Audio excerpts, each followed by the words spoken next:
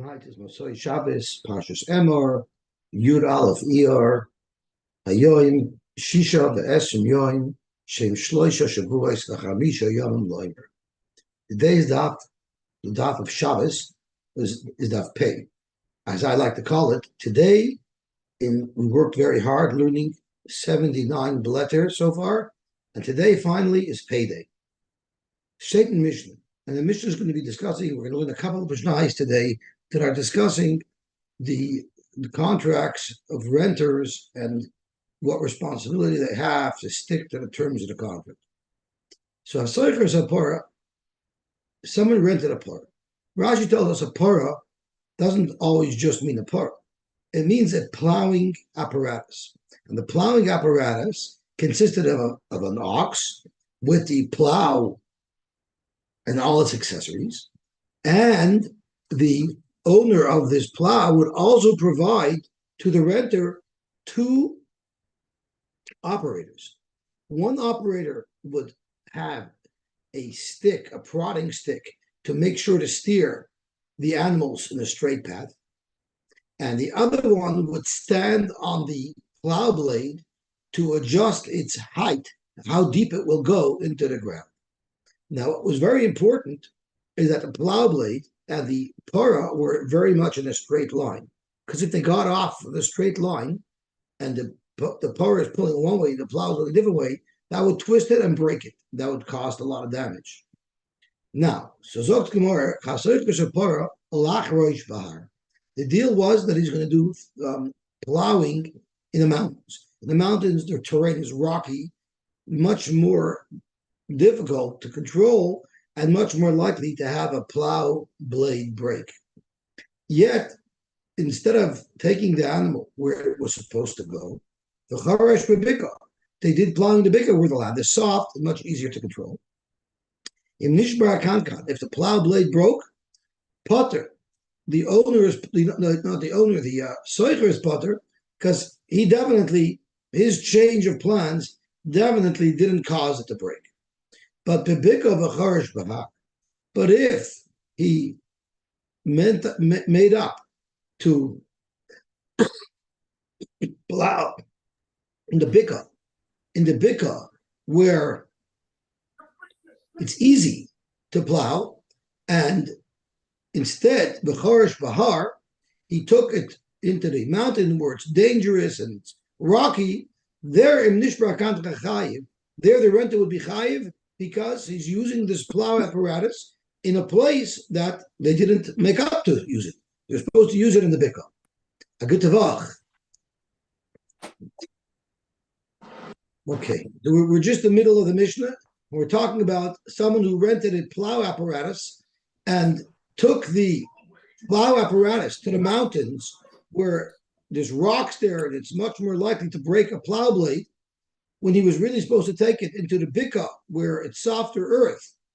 If the plow blade should break, we make the soicher pay. What about if he just rented a parah to thresh? So now it's a parah by itself without tools or accessories. Lodush bekitnius, to do threshing in kitnius, which are slippery and it's easy for the animal to slip. V'dosh b'tfua, and instead they did the threshing on tfua, which is much safer for an animal and less likely to slip. And it did split, and it did slip. A lot is potter, because if anything, I took the animal to a safer place. But lodish b'tfua v'dosh b'kidneys, if the deal was I was going to use it to thresh wheat, which the animal is not likely to slip, and instead you use the animal to thresh kidneys, which is much more slippery, then chayiv, then the renter is chayiv. Kidney is machlekes, because kidneys are slippery, and you took the animal to a place where it should not have went. So we have been talking about over here, where the liability falls squarely on the shoulders of the renter. What would happen if the renter didn't do anything wrong, and he used the animal in the place that he was supposed to? So the question is, man nishal. If the renter didn't do anything wrong, then really one of these two operators did something wrong. Which one would be the blame for this mishap of the broken plow blade, and therefore which one could the owner claim from to pay for the broken plow blade? Omer Papa, the Nokit Parsha Mishal. You know who's liable? The one in the front who was prodding the animal to go straight, he has to pay because he wasn't careful to keep the animal straight. And if the animal went straight, this plow blade would never have broken.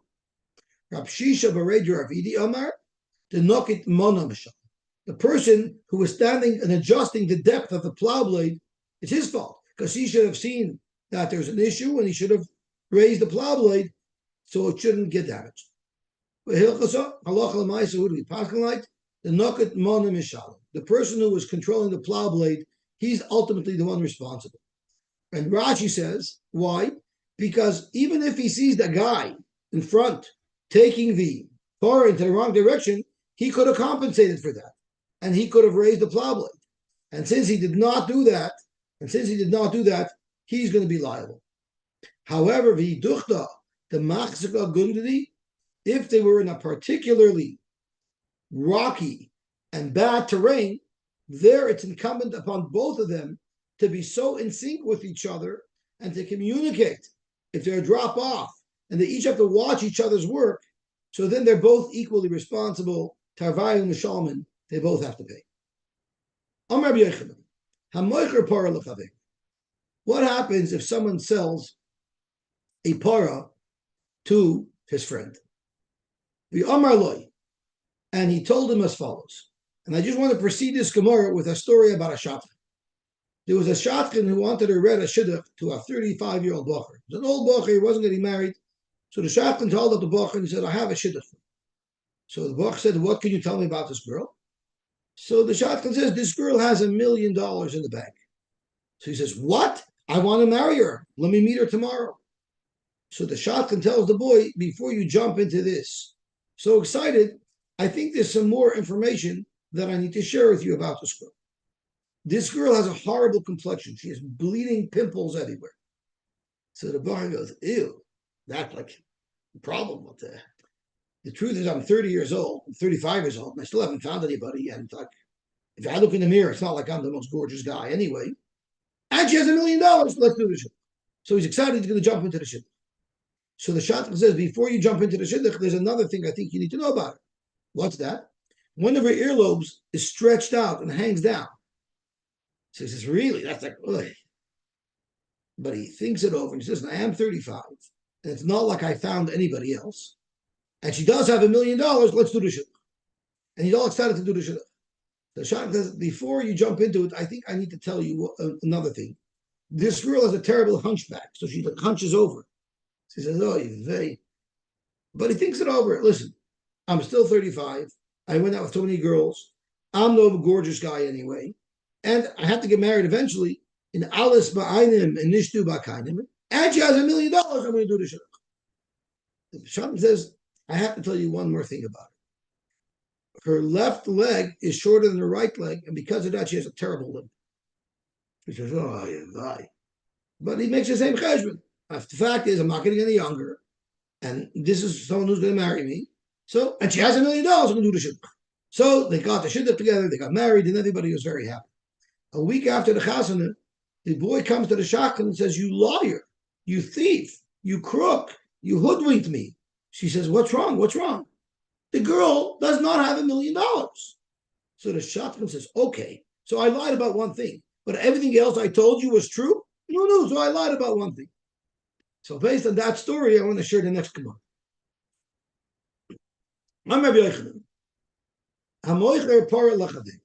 Someone sells a para to his friend. He wanted to provide full disclosure so that the buyer can't say, I found this problem, that problem, and I want to back out. It's a mekach. So what did the moicher say? Full disclosure. Parazu nachonesi. This para is a shtoiser. It attacks other animals. Nashchonesi, it bites. Baitonesi, it kicks. Rafchonesi, it sits on things and squashes them. It's this animal has every mum in the book. Sign on the dotted line that you're accepting it. And it turns out, v'hayaba mum echad. There was really only one mum from this list that was really true. V'sonfoi bein hamumin, and he put it amongst other mumin to try to get the guy to be fooled. Doesn't have those things. It's just probably a form that I have to sign to accept these things, but it's probably not relevant. Allah is a reza mechat, because the Lekech I never bothered accepting these things because it was obvious that all this list of disclosure weren't true. So how would I assume that punct one thing on the list is true? It's a mekatos. But what if the moicha said mumzeh mumach? It's a nakhanas, and that's not the only problem it has. It has others, but he only specified one. There ain't a mekatos because the one thing that he specified, if Lekech had a problem with it, he should have checked it out. Okay, Mamela is not going to check everything out, but he should have checked one thing out, and therefore it's not a mekatos. Tanya Namichachi. The same thing would happen if someone sold a shivcha to his friend.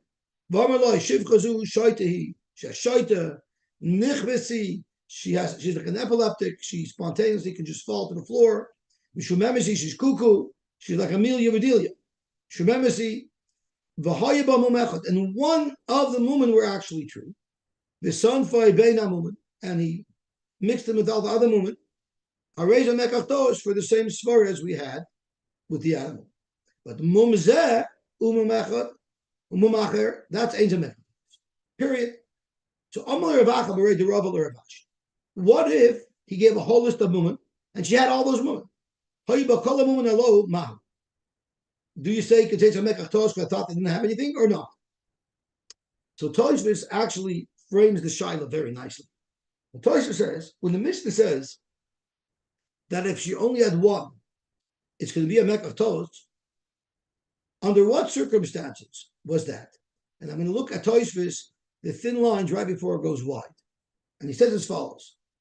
Brisa, the Katani, Hareza Mekachtos, the Brisa that said that if there was only one mum found there, it's a Mekachtos, maybe it's only Mekachtos, Dilma Mari, Pagoyin Shakol HaMumin Hayuba. Maybe it's speaking, maybe the Brisa is even saying this halacha, not only if they found one mum, even if all the mumen were in it, maybe the Brisa also means to say will be a mekachtos. Why would it be a mekachtos? Even if Lekech didn't check a single one, it's still a mekachtos. Why? Probably these things are not all in it. It's probably just a list, just to be, Yosy his disclosure. And therefore, we the whole lesson, hanami lesson. Since it doesn't have one, it doesn't have any, and that's why it's a mekatos. Because I didn't have to check. I can assume they didn't have. Therefore, if it had them all, it would be mekatos. That's one way to understand the Brisa. Oy dilma, or maybe that's not what the Brisa means. Maybe what it means is, let me find it. Let's just bring it up to it.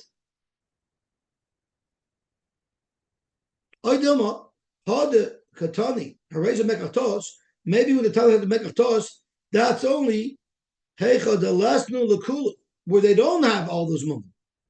And Lekeach made the effort to check at least for one item on the list. He checked one item on the list, and it turned out that it didn't have that mumen. So then he said, "Listen, I checked it already." So clearly, his list is just a fake disclosure. You Omer me to b'shaka b'ha. Since the moon that I checked for was not true, even though he said it was on the list. But if they were all emes, they have a mekachtos, because when he would have checked, he would have found it did have that moon. So that is the shaila. Under what conditions did the bride say it's a mekachtos? Zok to Gemara. Amar le Rab Mordechai le Rav Ashi Hachi Amrina Mishmei de Rava. This is what we said in the name of Rava. It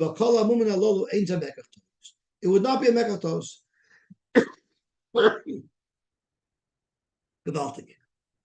Why? Because he didn't check.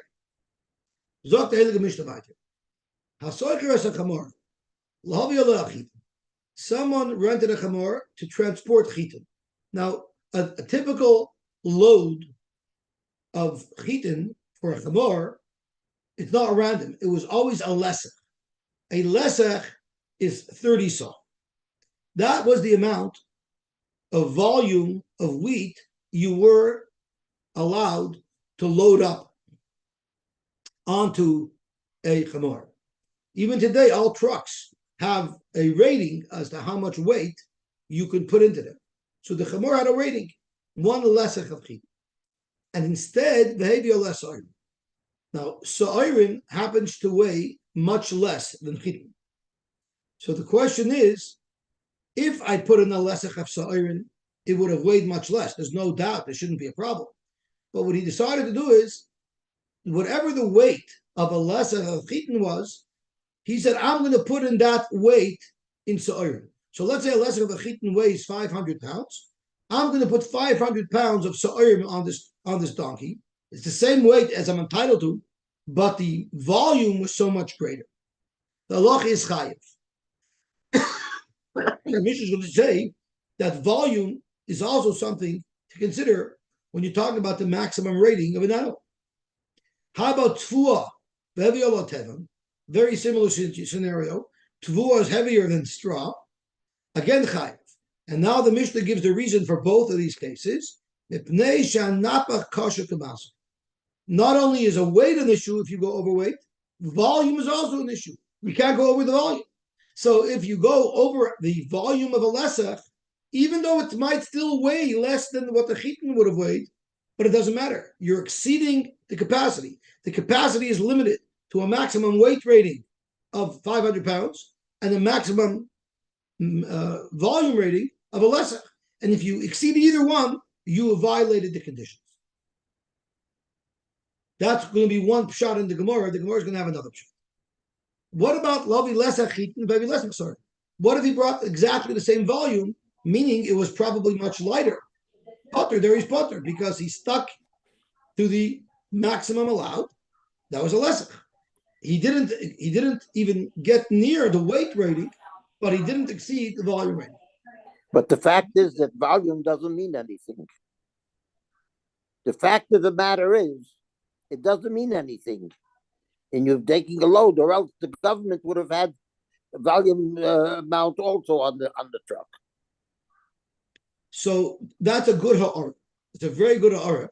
And I'm going to focus now on the Tosfos, Kasher Kamasu. So Freg Tosfos,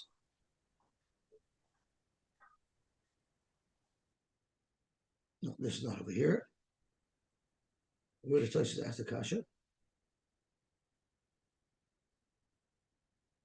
Not Tosfos here, but Tosfos does ask. I have to find maybe on my base. Tosfos asks, or maybe one of the other Shalom asks, I don't remember where I saw it, that I'll bring you a riot that volume is not an issue.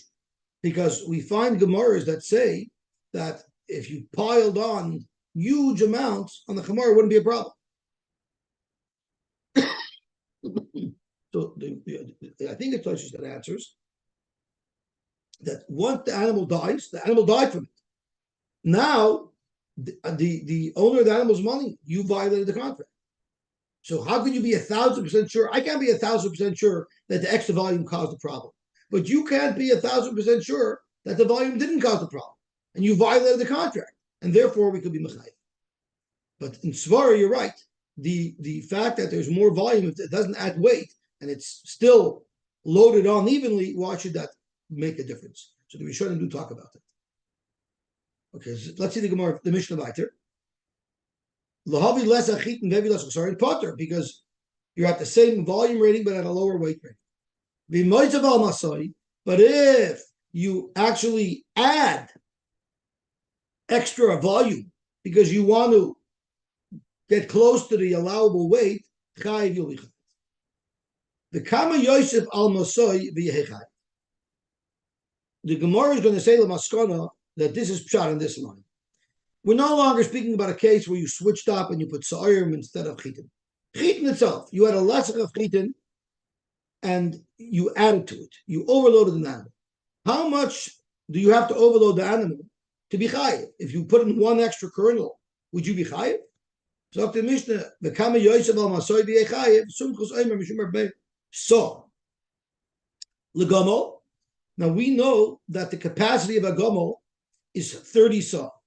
So 1 saw to the gumel means 1/30th. 1/30th is the ratio that we're going to see is across the board. Whatever the capacity of anything is, up to 1/30th extra, we don't hold you liable, but if you get to 1/30th over, then you're liable. And therefore, shloisha kaban lechamor, because a chamor could only hold 15 saw, not 30 saw. So 3 kaban is 1/30th, it's a half a saw. So 3 kaban is a half a saw, so it's 1/30th. Zokti Gemara, Itmar, Abaya Omer, Abaya explains our Mishnah the way we touched it. Kasha Kamasi. Going a drop over the volume is just as bad as going a drop over the weight. And therefore, even if you're not even at the weight rating, but you're over the volume rating, you'll be high. Kasha Kamasi Tanam. Weight and volume have the same impact. Rav Omar, no. Kasha Limasu Tanam. If you have a lighter weight and a bigger volume, that would not necessarily cause a problem. We're talking about the only time it would be a problem is if you had the same weight maximum of sa'arim that you had of chitin. So you had the 500 pounds of sa'arim, but in addition to the fact that it's the same weight, the volume of the sa'arim is way more. So you're at the same weight rating and then you have more volume. Only there would it be a problem. Okay. Zog to Gemara, let's elaborate. Abaya Omer Kosher Kimasu Tanam, because he holds Nafchos Kitakwa. Volume is exactly the same damaging as weight. And therefore, like anything else, 1/30th of the load that you add extra is going to be Mechayiv. Therefore, V'moiseb Shloitcha Kabin on a donkey, Chayiv. Rav Amar, no, it's kosher limasitim. It's not as bad as weight. It's only a problem, it aggravates it. If the weight is the same, 500 pounds, and it's bigger in volume, there you'll have a problem. Because takla ki takla, and weight is like weight. Volume, habatoistus. That makes the same weight a little harder to carry, but it's definitely not looked at like it's weight. Tanan, let's look at our Mishnah. Our Mishnah says you hired an animal, lahavi lesachitim. And instead, Vevi Lesach Soirin, the Mishnah says it's potter. But if you add it to the weight, then it's chayiv. So how much did you add to the weight? My love, shloishish kabin. The Mishnah says at the end, how much do you add? 3 kabin. So it's mash if you add 3 kabin. If you go over the volume and you add 3 kabin, you're chayiv. That sounds very much like Abaye. That the maximum volume is the lesser, and if you go 3 kavin above that, you're going to be chayiv. So Dr. Marloy, not necessarily. Maybe it means a saw. In order to get the same weight of wheat as you have with barley, or as barley they have with wheat, is instead of you would be allowed 15 saw of wheat, you'd be allowed 16 saw of barley. And if there's 16 saw of barley, then it weighs the same amount, plus it's a bigger volume, only then it will be awesome.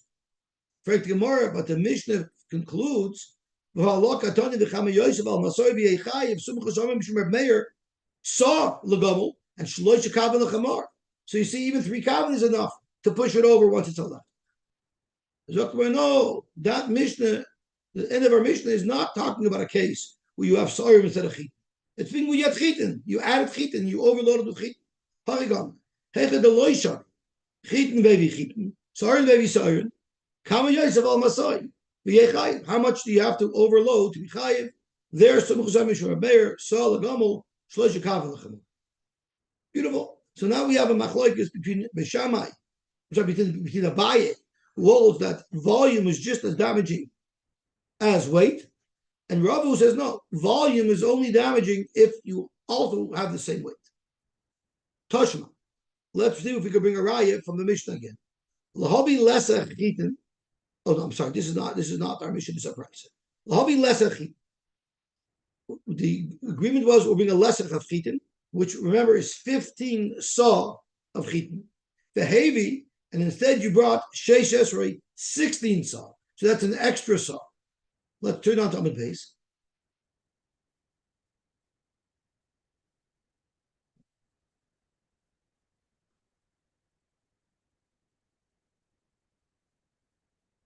chayiv.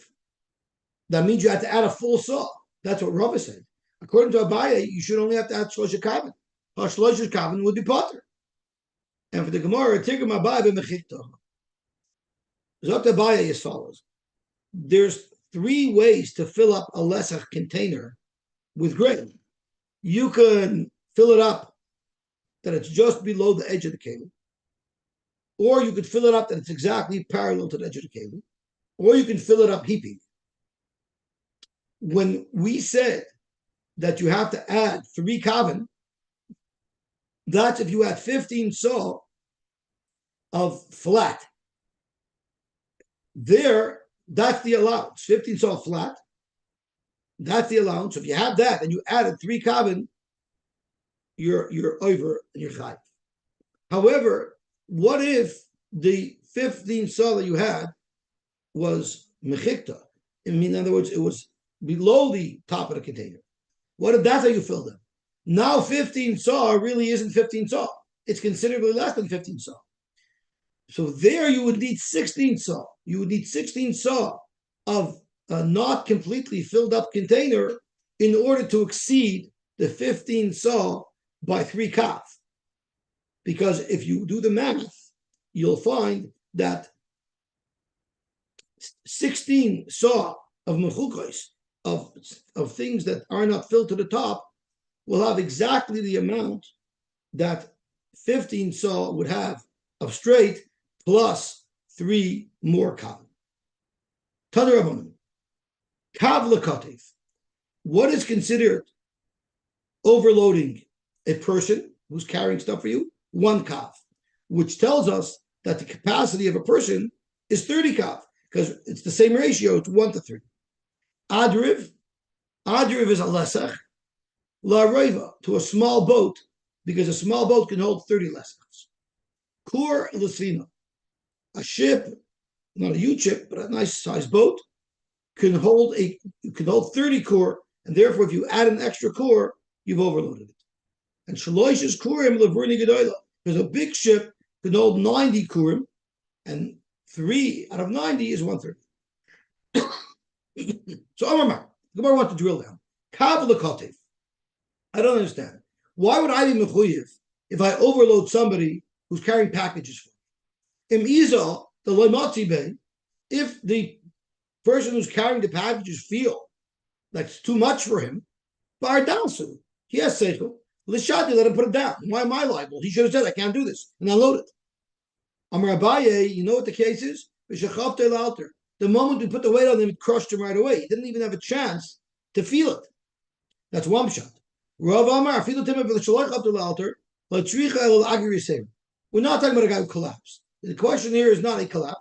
The question is, if you add him an extra kav, you'd have to pay more because he's working harder for you. Rav Ashi is a third shot. You know why he didn't take it off right away when he should have? He thought that you put on what you originally made up. He didn't have your crook and you can put on extra stuff. He's feeling a little weak. He thought maybe he came down off the floor or something. But he didn't blame it on the weight, and then he collapses, so you have to pay the damages. Kur l'svina, shalosh is kurim l'purni gedol.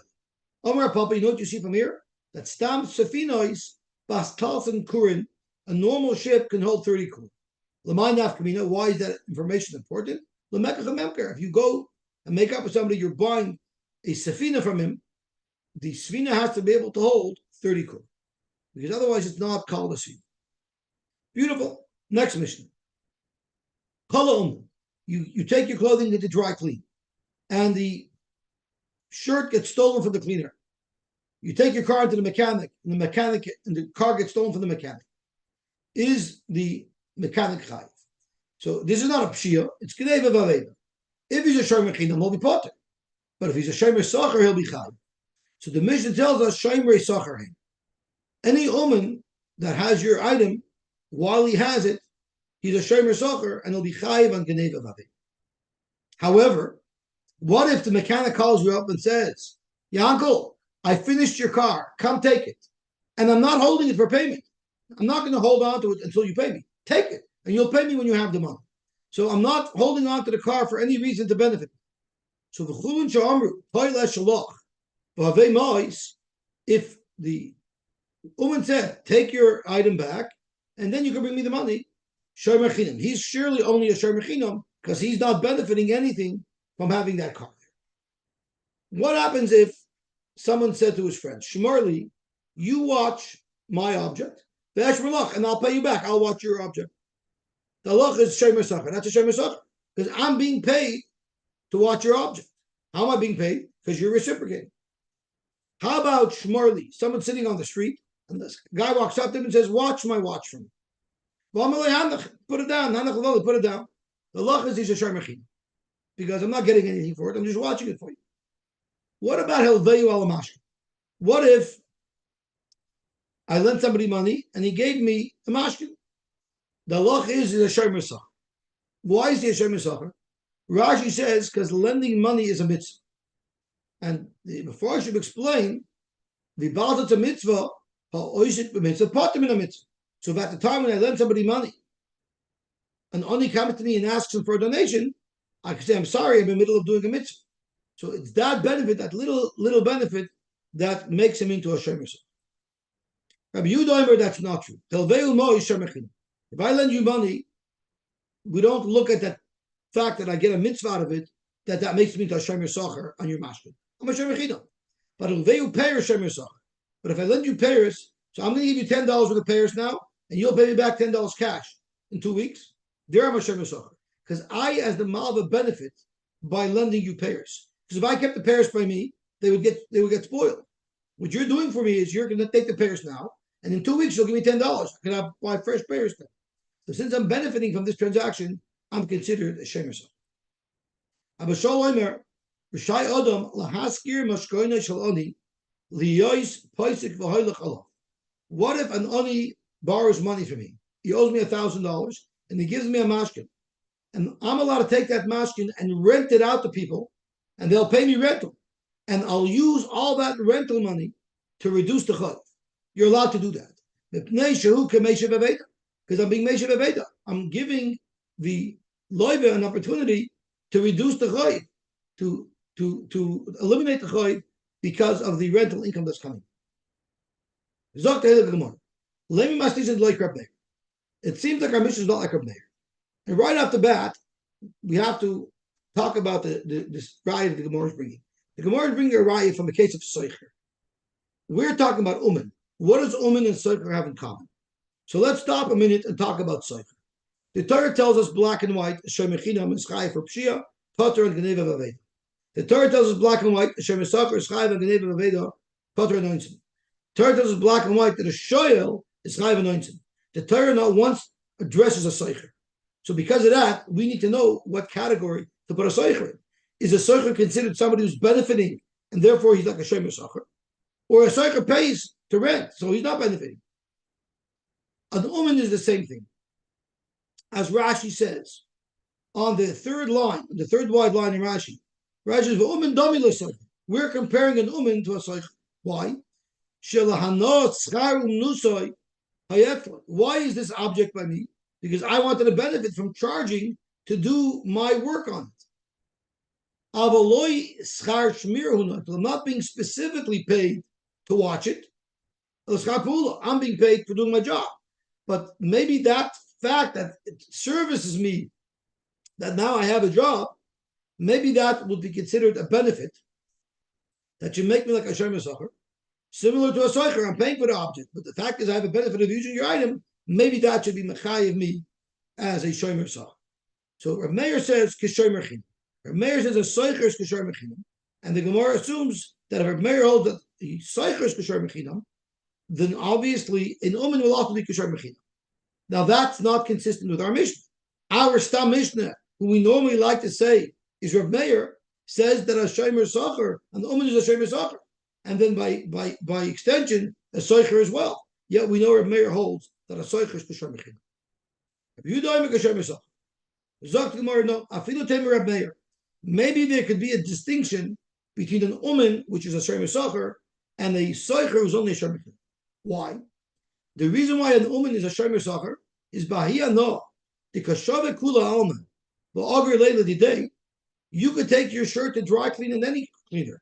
You could take your car to fix any mechanic, but of all your options, you picked me. That's the special benefit that as an uman I receive, and therefore, Habi Ilu Yishem Yisach. But a Soicher doesn't have that benefit. Frek more, why not? Yochi Soicher Nami.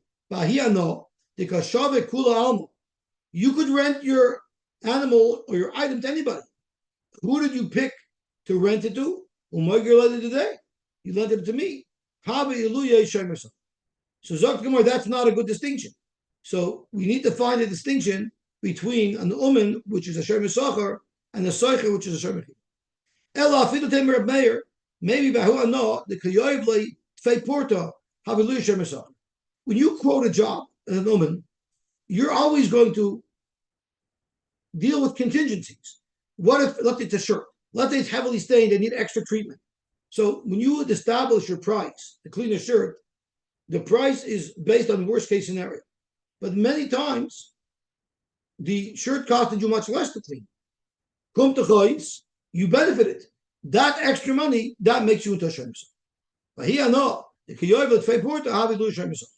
Frank Kumar by Soicher, you could say the same thing. Because Reb Meir said across the board, a Soicher is also Shem Yisachar. Well, what if the Soicher got a discounted price? What if there was a sale and he rented it for half price? Are you going to tell me that's a Shem Yisachar? Reb Meir says across the board, a Soicher is always the Shem Yisachar. So, Zok to Gemara, Mila Eskin, the Kamash for like Tvei Porta. Didn't Reb Meir say this is halacha that a Soicher is Kasher Mechinam even if the rental price was reduced? Ela Filu Temer Reb Meir. Let's try a new chalucha. Here, no, the toughest Leah Agri. The advantage for an uman, which doesn't apply by a Soicher, is that I'm holding on to this object to guarantee that I'm going to get paid. I don't have to run after you for pay. You're going to want your shirt back, you're going to pay me. Therefore, I have a Shem Yisachar. So that's one svar to make a distinction between Shem Mechinam, where Reb Meir holds is between a Soicher, which Reb Meir holds is Shem Mechinam, and an Uman, which Reb Meir would hold is Shem Yisachar. Or Sema, that there's no distinction at all between Shem Mechinam and Soicher. Between Soicher and Uman, they're the same. And in fact, Reb Meir doesn't hold like how we quoted him, that a Soicher is Shem Mechinam. Reb Meir holds a Soicher is Shem Yisachar. Kedemachlif Rabbi Baravu Abatani Soicher Keted Mishalom Reb Meir I make a Shem Yisachar. We don't make a Shem Mechinam. So by flipping around the shittas, Reb Meir is perfectly consistent with our mission. Okay, Baruch Hashem, we finished Daf Pay. We had a good payday. And Bez Hashem tomorrow we'll learn Daf Pay Aleph. I wish everybody a good tova.